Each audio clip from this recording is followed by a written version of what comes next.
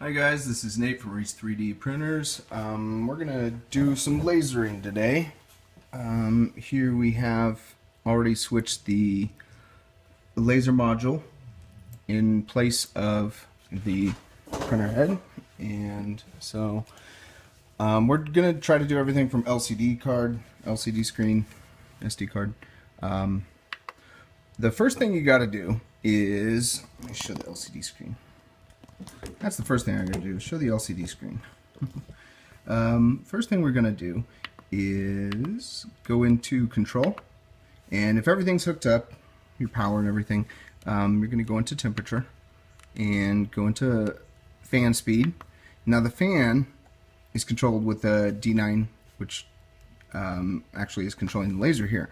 So you can turn this up as far as you want, but as soon as you hit OK, you click the button down, it's going to turn on that laser. So we're just going to turn it on a small amount, maybe like 8. Okay, so I don't know if you just saw it, but the laser right behind my finger just popped on. So let's get a close-up of that. And if you'll notice, if I manually raise the Z-axis, it could be hard to tell on camera, but the dot is getting larger and larger because it's getting further away. And so this, I'll bring it back down. And so we want the finest point possible. If you get too close, see how it enlarges? Alright. So we got to get it just at exactly the right location. It's also important to wear safety goggles at this point. And maybe about right there. So what I've done already is I've made a mark under here, and that little mark right there tells me where I need the gantry height to be in order to hit the surface. Well, since we're dealing with a thicker piece of wood, we're actually using 2 pieces of wood. The thickness is higher to get the focal point to be exactly where I want it. So once you're happy with the focal point, based on your material thickness, we'll just call that good. So go back into the LCD screen and go to prepare. No, I'm sorry. Go into control and temperature, because that's where your fan speed's located. And let's turn the fan back off. You see it's still on until I actually say 0, and then it's off. So no more laser. Alright, so it is off. I can into the main menu. And you can also see that this says 1%. That's actually, I don't know why, sometimes it will say 0, sometimes it will say 1, but it doesn't actually activate unless it's actually higher than 1%. Okay, so anyhow, we're going to go ahead and do some software stuff, because also I guess I should mention the bed. I just basically took some 5mm thick Luan, and I used some clamps back here. I just clamped it, and that's really all it takes. I mean, this thing can lift off the bed, but it's secure where it's at, so I'm happy with what's going on. Also, I guess prior to actually running your laser, you're going to want to home this thing if you're doing multiple passes. And I will show you how to home that. If you're not multiple passes, but different, if you're running multiple G codes and you want an origin point, then you're going to want to be able to home it. So what we do is go into prepare and then click auto home. The thing with auto home right now is it's going to be trying to feel out how high that Z axis is. Well, there's no probe on here, and if there was, and it tried to probe this, it wouldn't know what height it should be at. So I go old school. I just manually grab the Z probe, and so we're going to go back into prepare, and back into prepare, auto home, X, Y, it raises up, and I'm just going to give it a little distance to drop, and then it's going to tell itself that it is now at 0, 0, 0. Then immediately after that, disable steppers. So the steppers are disabled.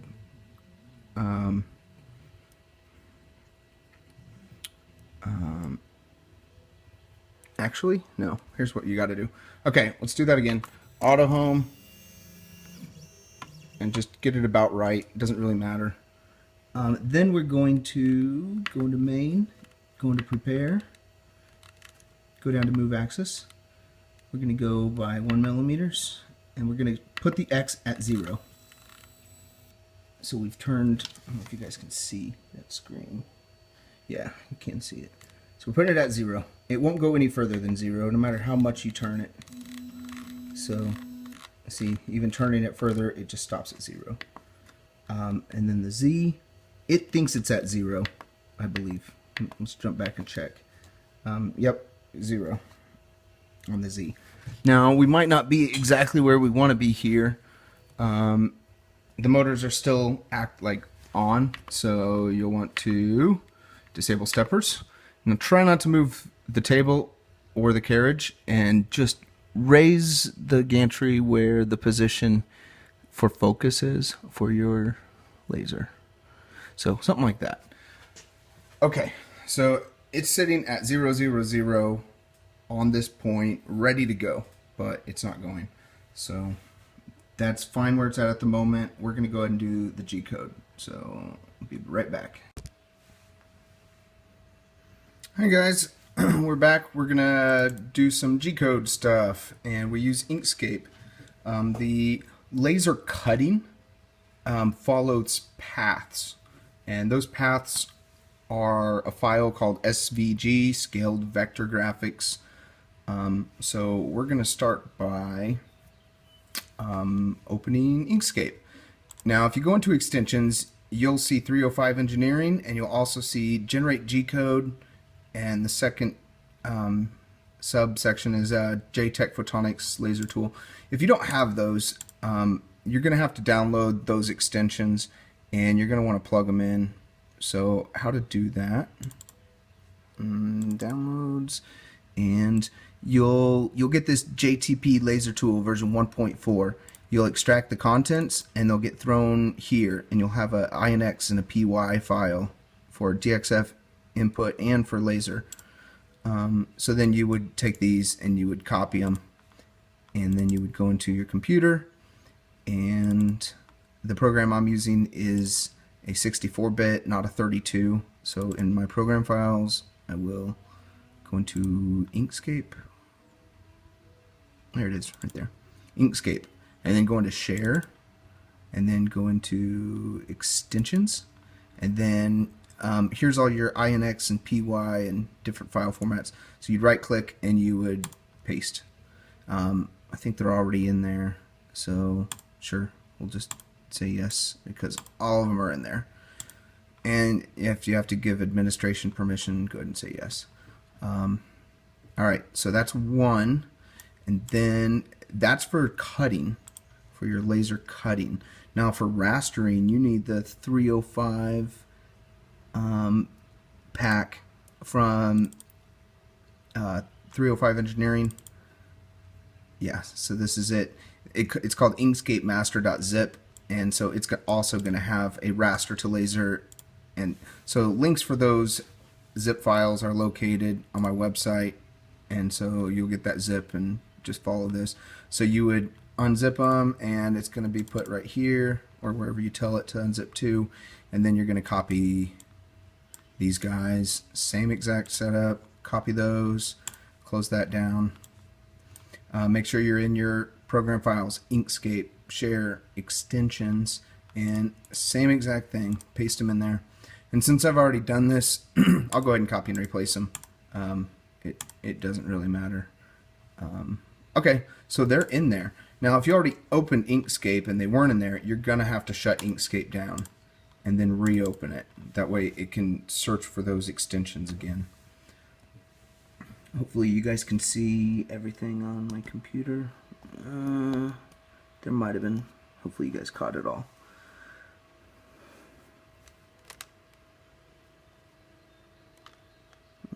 Let's give me some funky colors. Okay, so double check that your extensions have your 305 engineering raster to laser on your extensions, and also on generate G-code, It's a JTech Photonics laser tool. It's super important that those extensions work because that's what we need. The first thing you're going to do is go into document properties.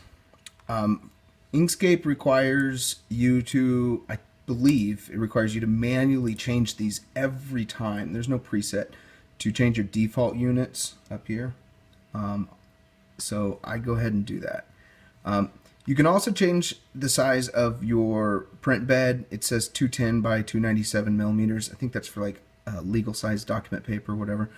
When it comes to vector graphics with the JTech Photonics tool, don't change those if you're doing cutting.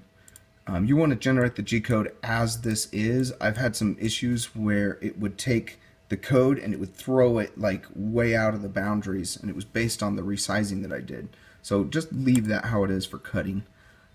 Hit Control and you can scroll into where you want to be. Now this bottom left is our origin. This is 0, 0, 0. And so this is 20 millimeters tall and 20 millimeters. So we're going to be focusing on this little 20 millimeter area here. So what you can do is, I don't know, you can build all kinds of stuff. SVG files are a little more complicated than like JPEG because you're creating paths, and those paths have a lot of variations that can occur.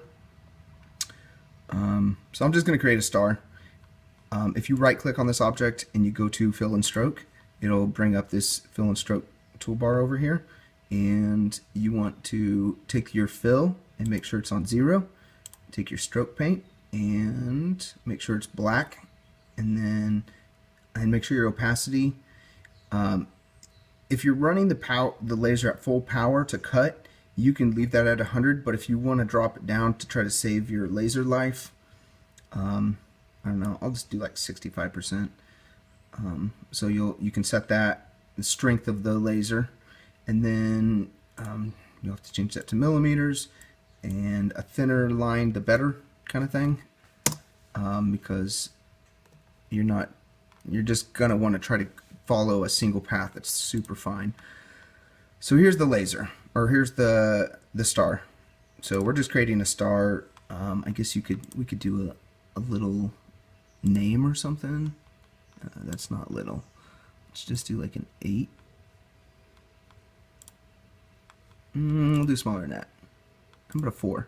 This is gonna be a tiny, a very tiny. It's Rachel is my beautiful wife, so we'll put that in there. And we obviously want to make it gorgeous for her. Oh, come on. So we're going to change it to some kind of fancy text that might be more beautimous. That is not more beautimous. There we go. So you can change your font. I think Scriptina is pretty cool if I can find the S's. Well, you can load any kind of font you want. I'm not seeing Scriptina. How about Edwardian script? I wonder if they have that in here. No, they do not. Okay, I'm just going to look for any kind of semi-fancy script of any sort. Sewage.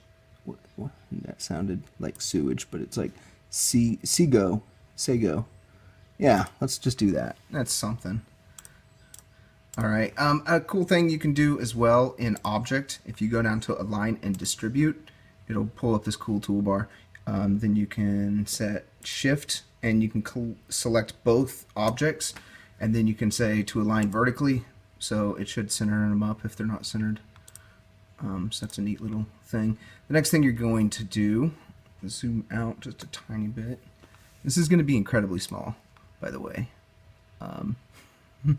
That's cool. We'll be able to see the accuracy of the laser. Since we're doing this as a path, object to path, and then extensions, generate G-code. Now this is the one that cuts like in a straight line. It's not like a photograph. It doesn't like zip back and forth in raster. So extensions, generate G-code, JTech Photonics laser tool. Your laser on command is M106. Your laser off is M107. Travel speed 1,000. These are all in millimeters per minute. Let's see. Laser power, we put that at 60%. You know, we may want to change. Yeah, we'll do that in a second. Let's go ahead and close this. Align and distribute out of there.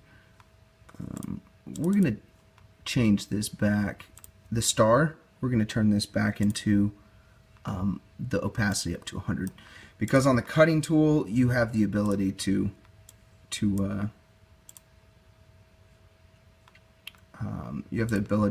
alter the laser power 60%. Okay, so to continue, we're going to do 2 passes. That means it just runs around once and then goes again. Pass depth 1 millimeter. Now, since this is a 3D printer, you can do a pass and then drop down. Do a pass, drop down. And so in order to drop down that 1 millimeter, your Z-axis will have to be set a millimeter higher. So we'll get to that. Make sure you put it in a directory that you can find. So on my desktop, I have laser folder. We're going to turn this to star space Rachel with a G-code at the end, .gcode. And we're just going to click apply. Now it's going to do a few things. It's going to give us I think it's going to give us some orientation points and tell us that this is 0, 0. Okay, yeah, it did that. So these blue arrows are a change in direction and which way it goes. You can't see the Rachel because it's insanely small. Even if you zoom in, those arrows are massive. So I'm just going to assume that Rachel's under that.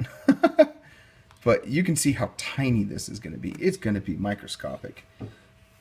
So it generated some G-code, and it put that in the laser folder, I think. Yep, G-code 314. So I'm going to open this. Actually, I'm not going to open that. I'm going to go into Repetier Host.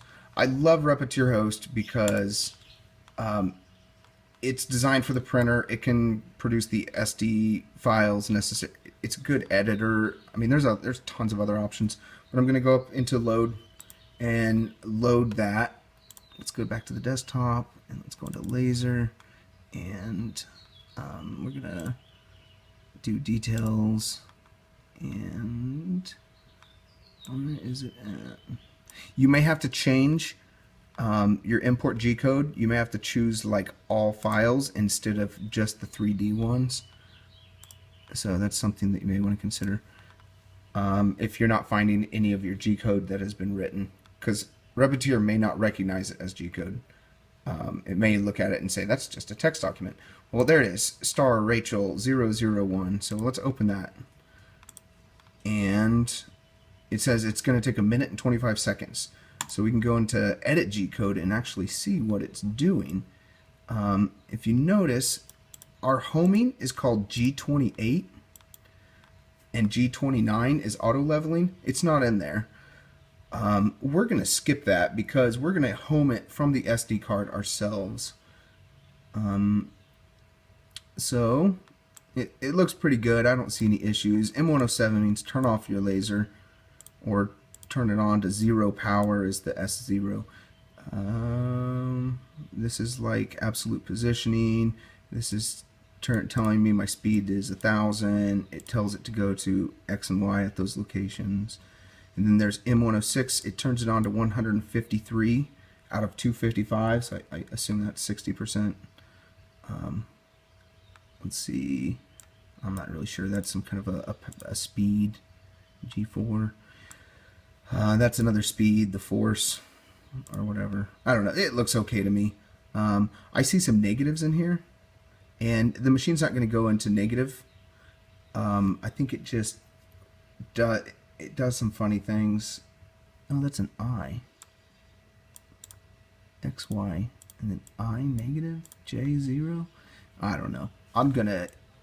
That could be something to do with spindle speed or something on a different setup. We're going to go ahead and just save this. Let's just move on. Save it on the desktop as Rachel Star. Okay, and it's saving as G-code. And then we're going to go ahead and minimize that, and Rachel Star is right here. Put in your SD card, and my computer is funny and says it wants to fix the disk. I go ahead and just send to our disk E, removable disk SD card, and then I'm going to eject, safe to remove. Alright, so pull the disk back out. Alright, now on to the laser. On to the finals, on to the finals, on to the finals. Okay, and we have our Z height set. We're also at, it thinks it's at 0, 0, 0, and it very well may be, but make sure you put your goggles on, make sure there's no one around you. This is only a 500 milliwatt laser, so it's not going to be super powerful. Go into the menu, and since we should have pretty much have it homed where I feel that it ought to be, we're just going to go ahead and rock and roll with this. There's Rachel Star. Make sure there's no one looking at the laser, and execute. Okay, there it is. Wow, that is microscopic. I did not realize that name was so small.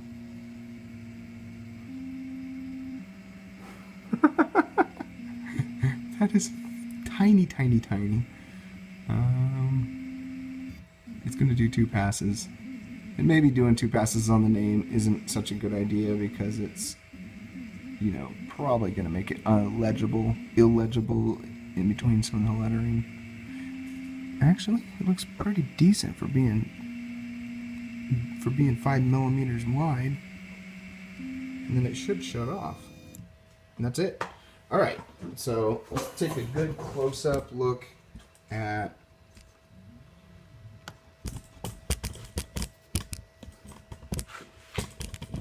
that's a little close, huh? I need to get a little sharper view. Sorry guys, it's okay. So you can kind of see that it says Rachel. I mean, it's definitely legible. And this thing is tiny. I'm looking for my calipers so I can give you an accurate, I mean really accurate. I mean that's the size of my thumb, right? So I don't know, 5 millimeters. Think of that as a 1/4 inch for well, it's a little shy of a 1/4 inch, but yeah, that name's 5 millimeters wide, if that gives you an idea of how tiny that laser cut is. So that's that. Yeah, that thing is microscopic. I mean, it's much smaller than a key on my it's smaller than those. Both show. Anyhow, that is the laser cutting. Now, another cool thing about this is that you can do rastering, and I want to show you guys that laser cutting and rastering an image on top of each other, one after the next, is easy and it's accurate. So that is our next task. So I'll be right back.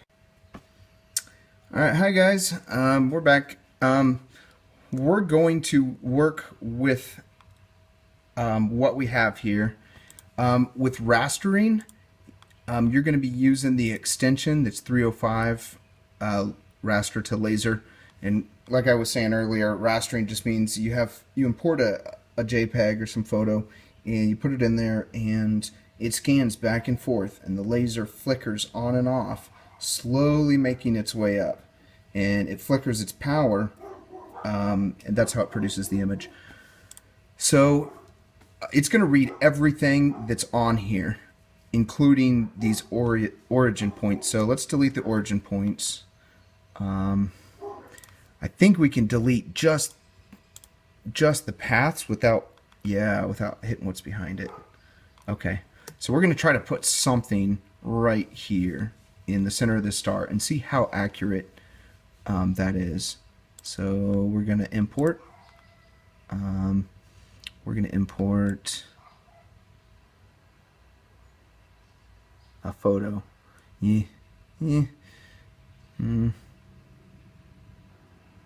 Something with grayscale. Okay, so that's me. Just hit OK. Yeah, I'm not the best looking cat in the United States, but all right. If you hold down Control, it should maintain your proportions. Okay, that probably should be Rachel's picture, not mine, because this is all about Rachel. But I'm not really sure where I can find a picture of her. She'll get mad at me if I show pictures of her on live internet. And you know how they say, if mama ain't happy, ain't no one happy. Okay, so this line is going to come right up to the edge of that photograph. Looks like there's a little bit of gap over here. It's probably because our star isn't perfectly oriented, but that's all right. This is going to be tiny, tiny, tiny. I don't know how well this is going to work, so I guess we'll see. Now, when it comes to rastering, the laser is going to find a path on the entire. It's going to try to take a path that's the entire width of this whole thing. So one of the reasons I made the whole code down here was because I don't want to wait for it to zip all the way across and back 5 times a millimeter. That's like, I'm just not patient. So we're going to select the, that's not what I wanted to do, shift. So select the name, select the star, and I think we can hide these. We'll just cut them. All right, so we got this in exactly the position we want. I know it only goes to like 12 millimeters because that's what my ruler says up here, and it only goes as high as 12.13 maybe. Okay, so we're going to go to File, Document Properties, and we're going to tell this thing to do. This is one that you can change. I told you when it came down to yeah.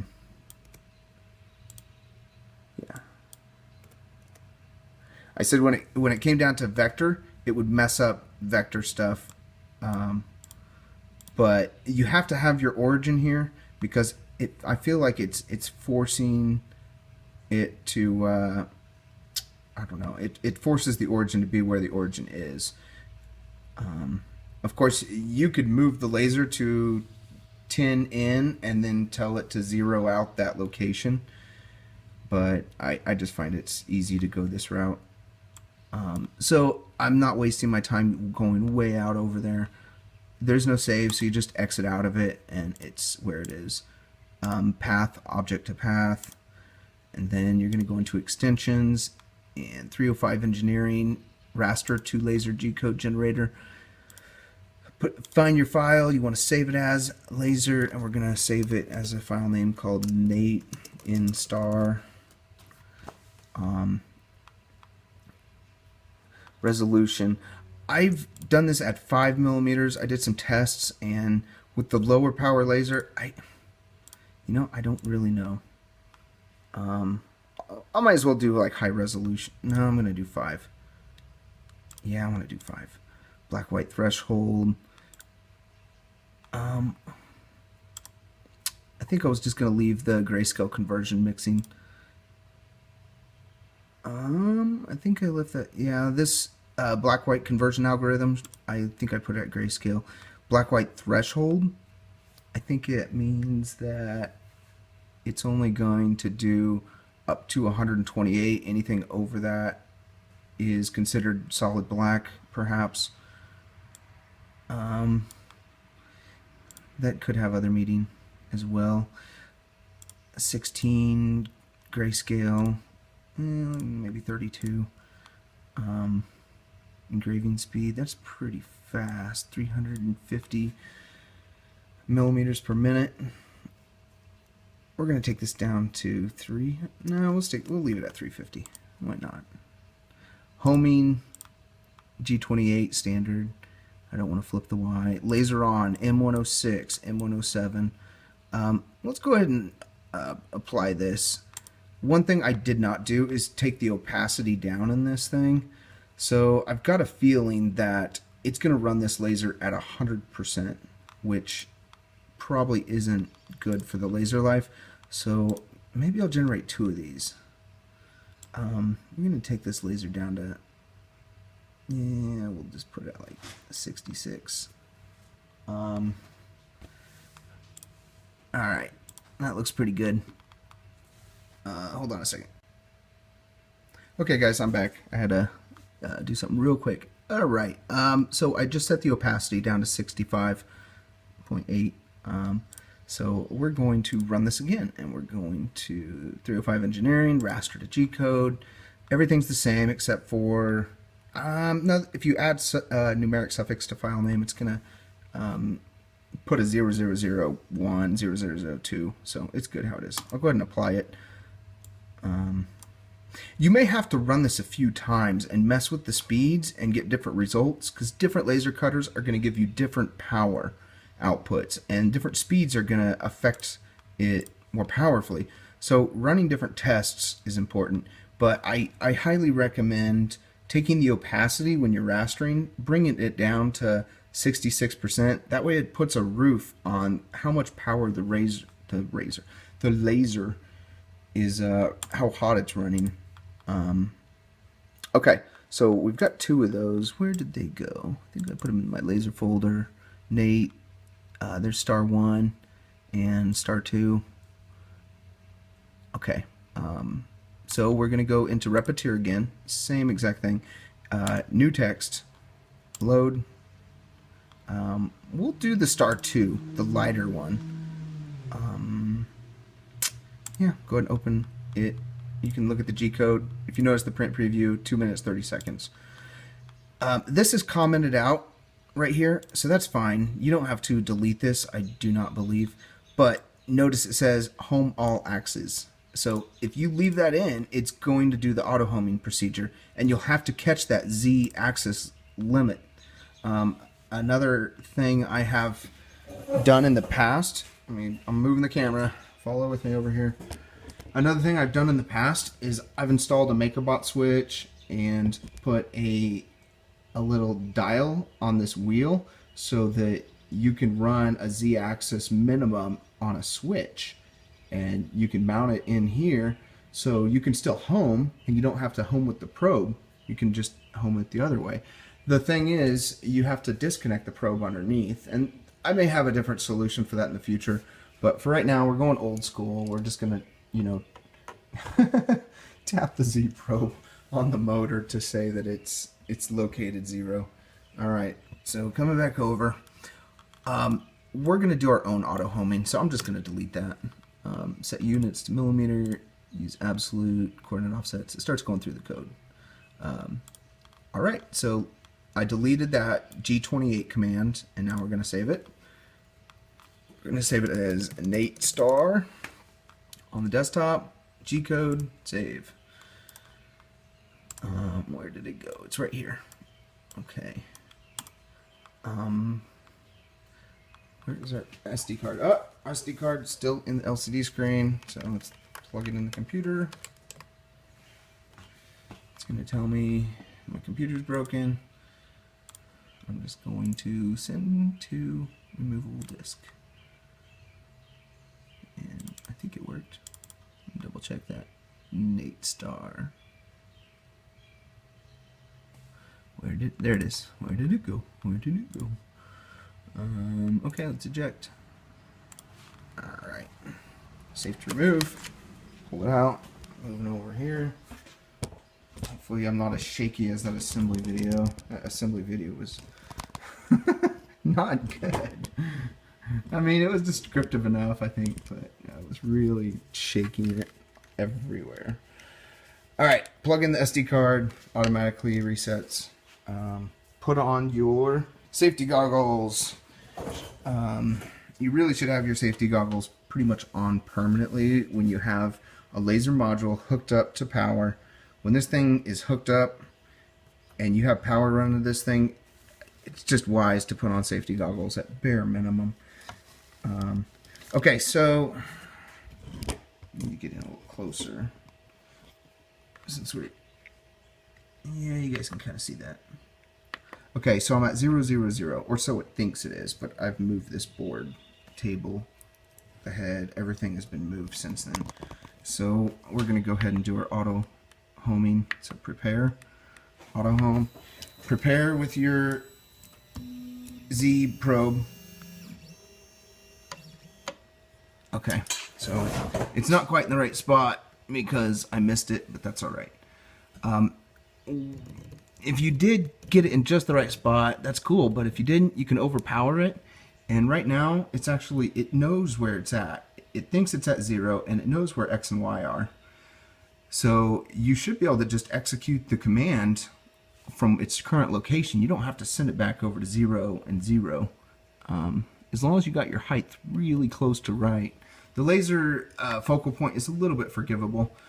We'll go ahead and print. Why not?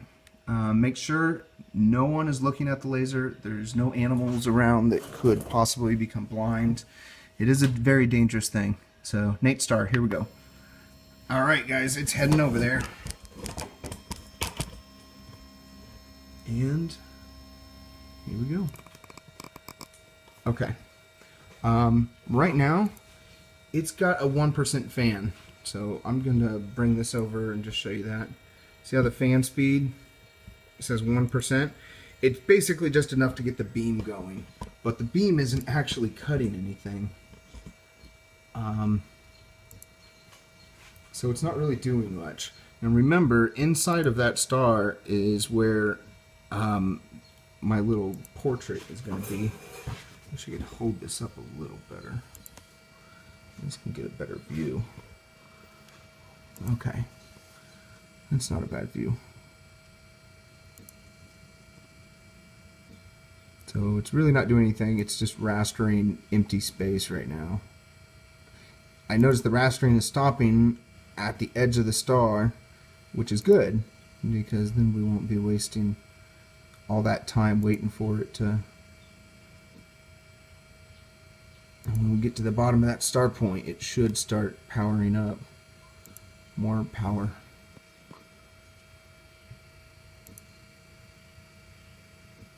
Ooh, I think the next pass is going to begin it. There it is. This is going to be a really bad raster. This picture is way too small for there to be any accuracy at all.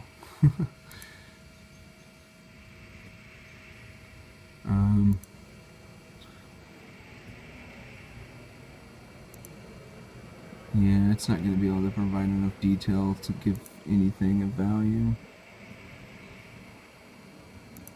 Wow, that's horrendous. That's just horrendous. Although the location is good, it's rastering from the bottom point.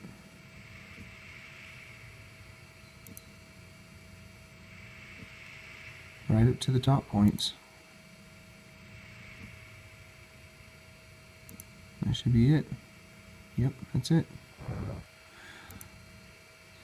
I guess that JPEG image was just too darn small. Oh, and it's auto homing, so make sure you catch it, because they did an auto homing at the very end of the sequence. I left that in there in the G-code.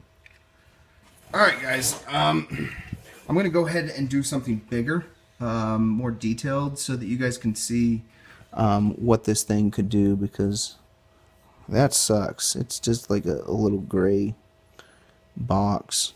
I mean, you can kind of make out maybe a touch of my shoulders and where my face might be, but there's nothing in there that's worthwhile. And I think we can also do maybe higher resolution. Okay, I'll be right back. We are going to do a raster. So who better to do a photograph of than Nikola Tesla? That's the guy. I kind of wanted an image that had some softness to it, but a few hard, heavy spots as well in contrast. So we're just going to view the image on Google. So this is what, it's a pretty good size image. We're going to go ahead and save it. It's saving as a JPEG, so that is good. I'll just save it. And there he is. We're going to open Inkscape.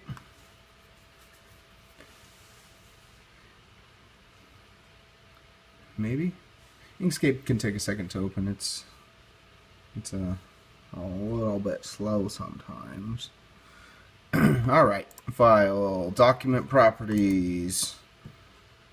Over here in document properties, you want the units to be millimeters. I don't know why it does that, but we'll just make this Tesla about 30 by 30 millimeters, something like that. So it's relatively small because we don't want this thing to take like 2 hours. Like 5-10 minutes is about right. Just close it and then hit Control, and you can zoom in on where you need to go. Click the wheel to move it around and pan. File, import, Tesla, open, okay. It's huge. Okay, let's hold down Control, zoom out, click it. You can keep clicking the image to either rotate it or resize it. When you go to resize it, grab the upper arrow and hold down Control, and it should maintain your proportions. Get it roughly the size of that 30 millimeter square we're looking for.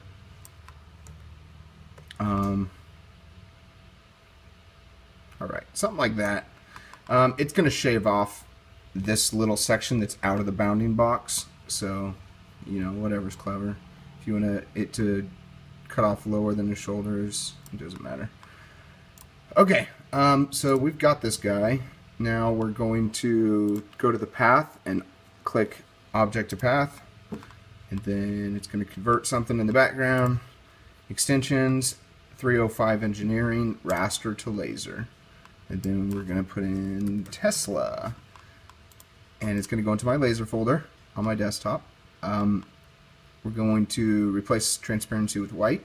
We're only going to do 5 pixels per millimeter, 10 pixels per millimeter. I just haven't been getting very good results. Black, white. I use max color. You guys can try other stuff, but that seems to do pretty well for me. Black, white conversion algorithm, grayscale. Your black, white threshold, I put at 128. I think these settings can definitely be adjusted and the results can be improved, but these seem to work well for me. Grayscale resolution 256. That's how many different steps of gray output, power output changes can exist. Engraving speed 400. I'm going to take out homing because my homing isn't quite set up without the proximity sensor. Your laser on command will be M106 and your laser off M107. Pretty much covers it, but first, before you generate the G-code, click on the photo and you're going to be able to go into fill and stroke, or you can hold down Shift Control F and it will pop up this dialog box, and you're going to take your opacity, take it down to like 50%, and then it suddenly like almost disappears. So the purpose of this is to reduce the maximum amount of power that the laser can produce. You're just adding another level of control in there, and you're also extending the life of your laser potentially. So once you got that, make sure you have it selected with a little dotted line around it and click Apply. It's going to do its little thing and minimize, and it put it in somewhere in here. Open up Repetier, and then up here click Load, and then find the folder where it went into, the laser folder, and there's Tesla. Make sure you select the one that says G-code. It's a text document, and hit Open. It's going to calculate the amount of time, 8 minutes 32 seconds. Go into Edit G-code, and then it's going to give you a bunch of information. Make sure that homing's not in there. You can add it now if homing does work, but right now we're not going to have it. To add it, it would be G28, but yeah, it's good without it. I'll show you how and why. Okay, so once you've verified that yes, this G-code looks fine, next thing you're going to do is go up into the save disk, and you can save it directly to your SD card. Certain times, I don't know why it doesn't work, but usually it does work, is what I'm now going to say. Put it on your removable disk, or save it to that as a G-code, Tesla, saved, check. Minimize this, and we're going to eject the disk, eject, save to remove, check. Pull out the disk. Alright, on to the printer. Alright, on to the printer, the laser cutter. I already have my laser goggles on, but you're definitely going to want to have laser goggles and perhaps an enclosure. You can see that laser beam right there, right? And I wouldn't recommend doing what I just did. The only reason I did is because I have the power on the fan turned way down, and that's kind of to home. I can adjust the dot and verify that it's at its focal point by manually adjusting the lead screw until I see that dot get as tiny as possible. And so now it's getting bigger.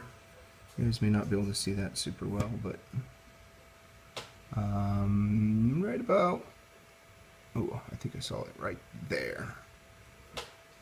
Yeah, give or take, something like that. I also made a mark on the frame with a little Sharpie just to say, yeah, it's about right there.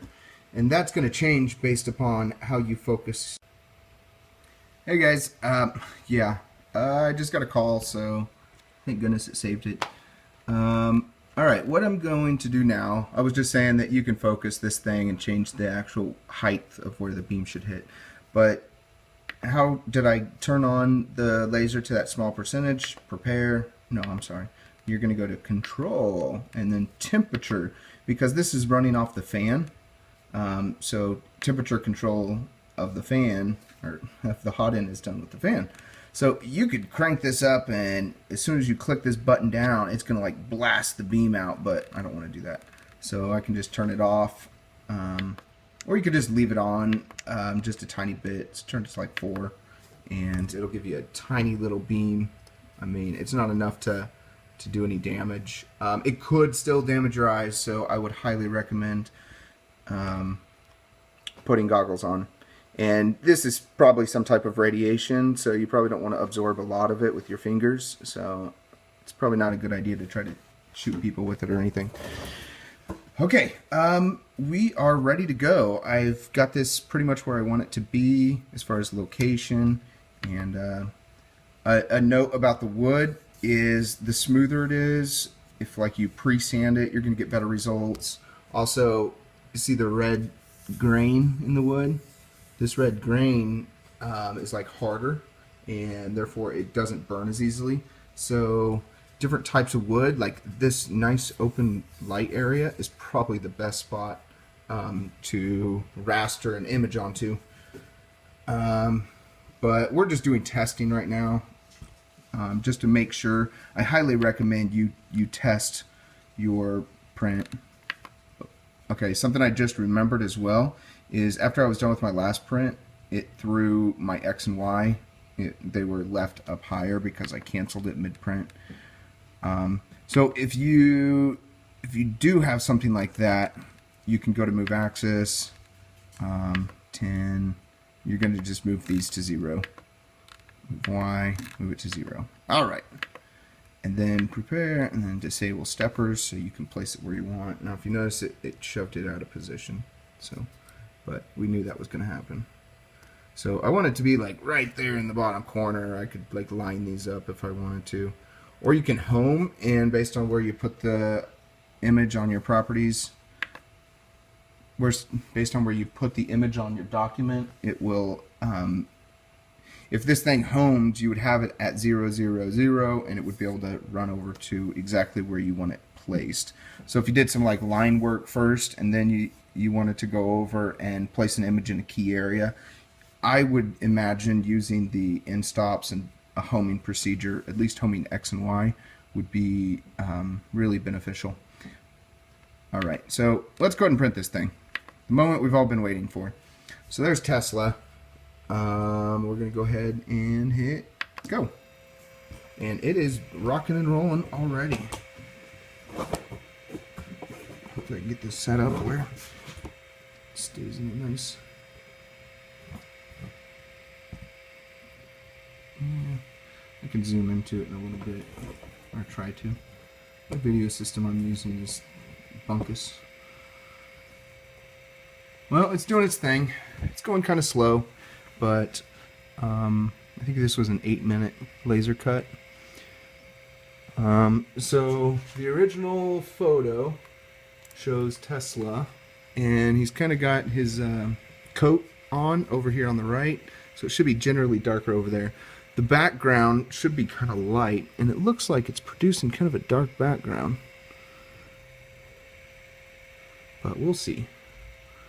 We shall see. Hard to say what it's ultimately going to look like until it's finished. And that's what testing is good for. You definitely want to feel out what your laser is doing. This is a 500 milliwatt laser. It's not like super crazy powerful or anything, but obviously it burns wood pretty darn quick, right?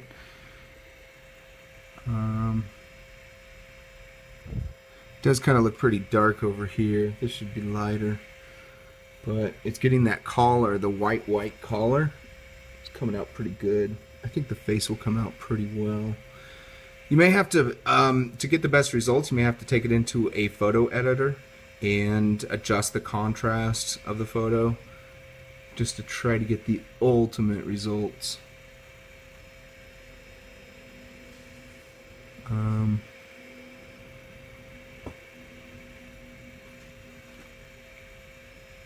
It's a difficult thing. I did some rastering originally in the video, and those came out really well, but I was using a different laser. So I'm still feeling out the settings to get this laser to produce really nice results. So if at first you don't succeed, try again. And once you have the document set up just like you like it, it's really easy to go in and make changes really quickly. Save it to the card, throw it in there, and try it again. I mean, it takes very little time. Probably like 2 to 3 minutes once you get in a fast.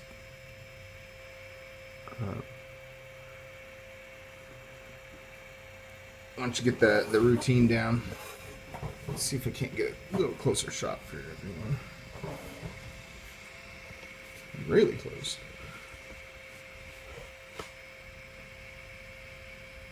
Well, we're making out his collar. His chin should be coming in. Oh, his chin's there.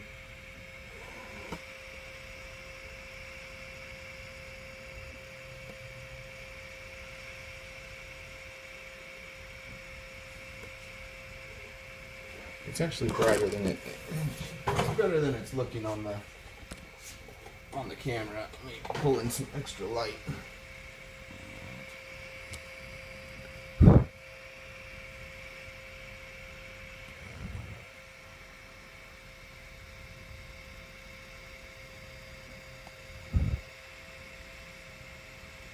Yeah, not too bad.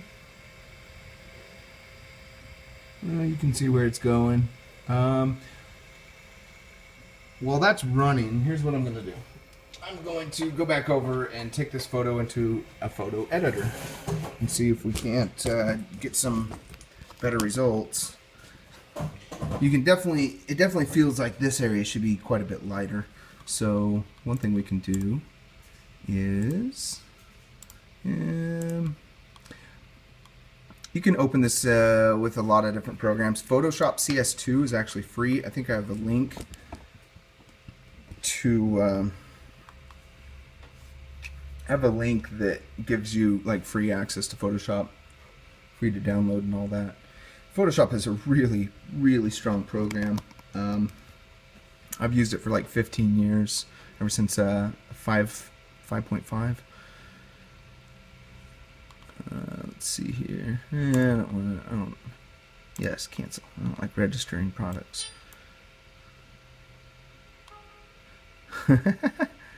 Updater? No. Don't want updates. Okay. Yeah. So what you can do is select all, image, adjustments, brightness, contrast. It's pretty much the thing you got to use. So we're going to up our contrast just to give us a little more pop.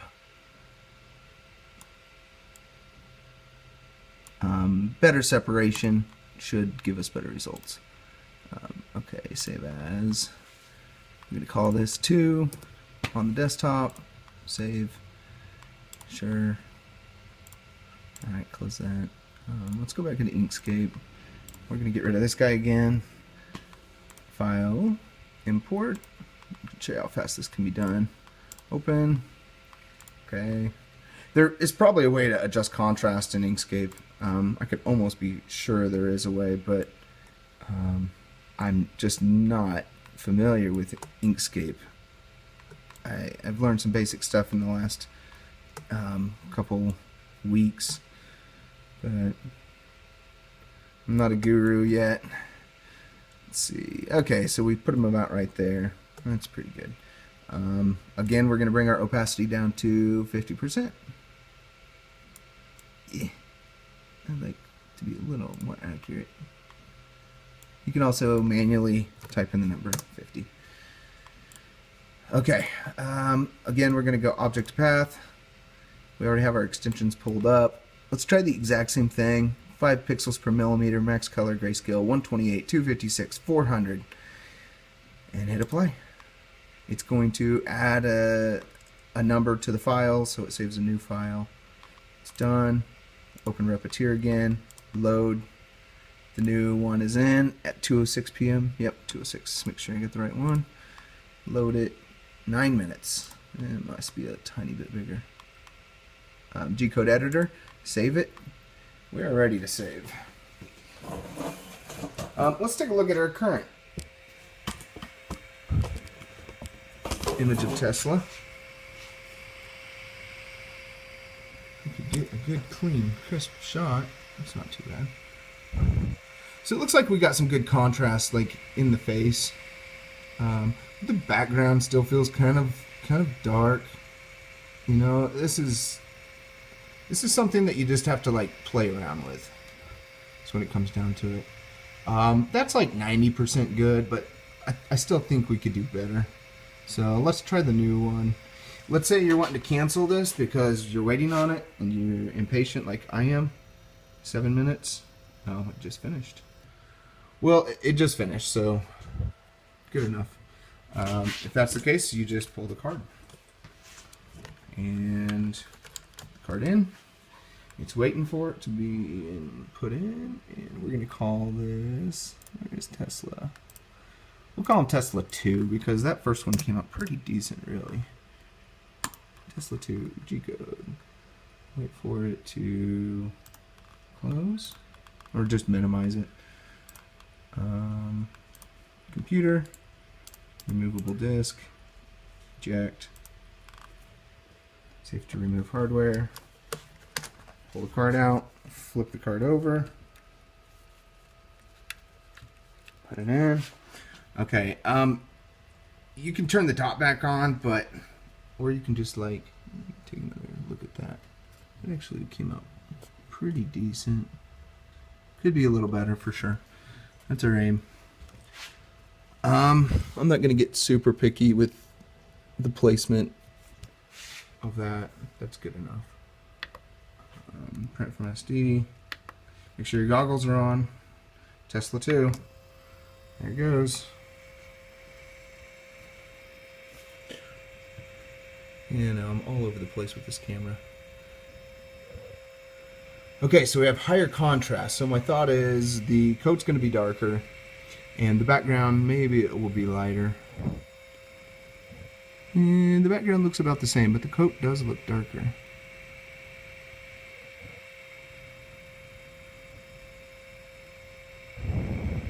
Yeah, the background's a tiny bit lighter. And something you can do to lighten stuff up if you notice it's just not quite, it's a little off. Actually, that's looking pretty good. The camera just really makes everything darker than it really is. It's not too bad though.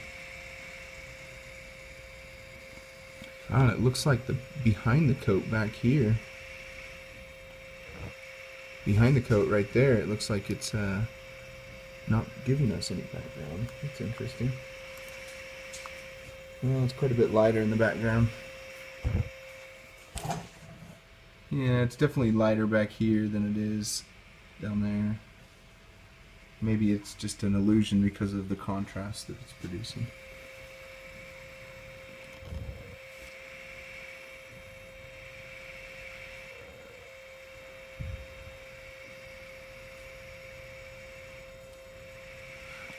But like I was saying, you know, it actually is pretty decent on the brightness of the background. But what I was saying before is you can speed this up a little bit. I wouldn't recommend speeding it up like crazy, but if it's sped up, it has less time to burn the wood. So you should get a little bit lighter in the background.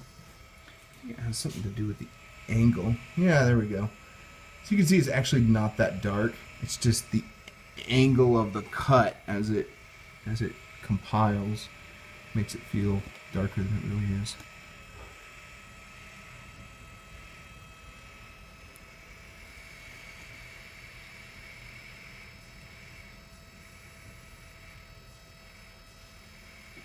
Yeah, that one's looking a lot better, just in general. This is pretty small. Like, if you were doing, I mean, you can see my fingernail. It's pretty small in comparison, you know. So if you were doing a really large image, you could probably get some really nice effects. You'd want to sample laser a few areas first and just kind of feel out the end result, but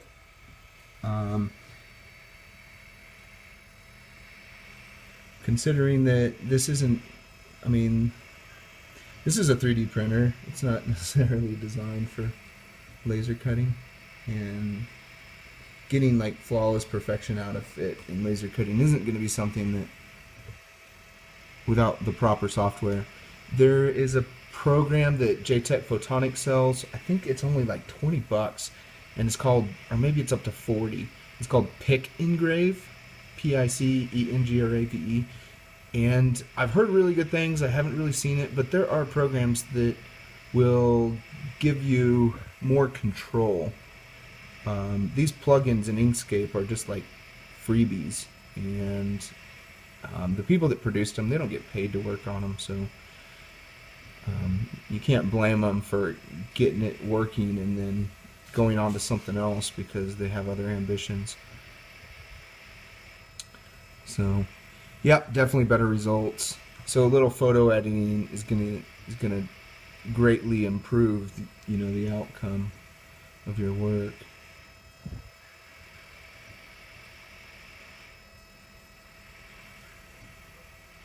Sorry, I'm kind of shaky.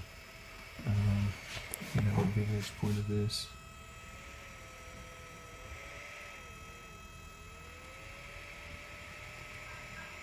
So yeah, that's looking pretty good. I like that. It turned out really well. And now I noticed I increased the feed rate 22%, so that's roughly 1/5 faster, a little over 1/5. So if you wanted to set this in stone, then you would add 1/5 to that, which is 40 times 8, I guess. Yeah, 40 times 8, 32.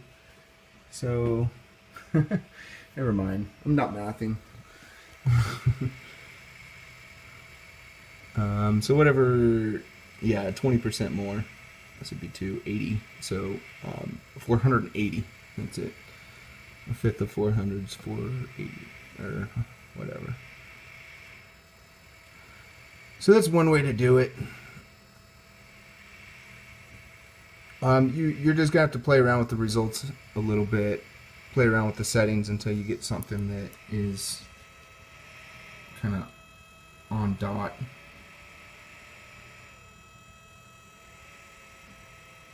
Probably one of my better results so far. I've done a few things where I was kind of feeling out the laser, and this is like a full grayscale, and so you can see how the dark is dark all the way across except for the first light 20% down here.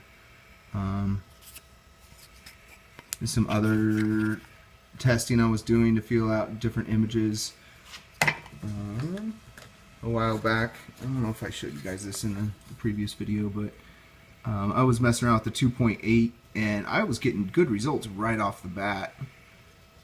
So just feeling out the percentages of opacity, I was doing that at like 20% opacity for the 2.8 watt at between 300 and 450 millimeters per minute. And of course, I stuck to 5 pixels per millimeter. The 10 pixels per millimeter just didn't quite give me what I was wanting. Alright, well, look at that, guys. It's looking fantabulous. I still think maybe it could be improved a little bit, but I mean, it depends what you're really trying to do. Let's say I was making Tesla keychains, and once I got the code refined, you know, and got it exactly where it needs to be, it's solved. So I can just repeat, just knock out a whole bunch of them. So, focus? Not necessarily. That's pretty decent. Well, you can also see that little line. Any of these little fibers in the wood grain are going to affect it. So, that's something I was saying earlier. Quality wood. Also, sanding it down would probably be helpful. Man, I'm shaky. And it's done. So then it just returns back to the origin. The origin it thinks it is. Alright guys, well that's the laser photo rastering tutorial. Hope it comes in handy. I'll throw those settings on here one more time. This was a previous one. Those final Tesla settings. First I got better results with better contrast on the photo. So maybe take that into a photo editor. And then one more time, it was white 5 pixels per millimeter, max color, grayscale 128, 256, 400, no homing, M106, M107.